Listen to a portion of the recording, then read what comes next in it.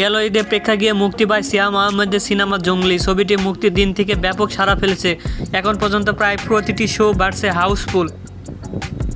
এমন সাফল্যের মধ্যে এবার আন্তর্জাতিক পরিসরে মুক্তি পাচ্ছে জঙ্গলি। আগামী শুক্রবার 25শে এপ্রিল থেকে কানাডা, যুক্তরাজ্যের 40টি থিয়েটারে চলবে ছবিটি। এর মধ্যে দিয়ে দেশের বাইরে সবচেয়ে বেশি থিয়েটারে একযোগে মুক্তি পেতে যাচ্ছে জঙ্গলি।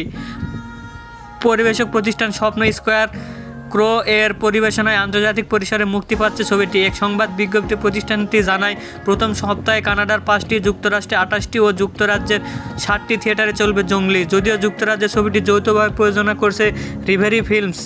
এই 3 দেশের মোট 40টি শহরে 40 থিয়েটারে জঙ্গলি মুক্তি পাবে বিশ্বখ্যাত চেইন থিয়েটারগুলোতে।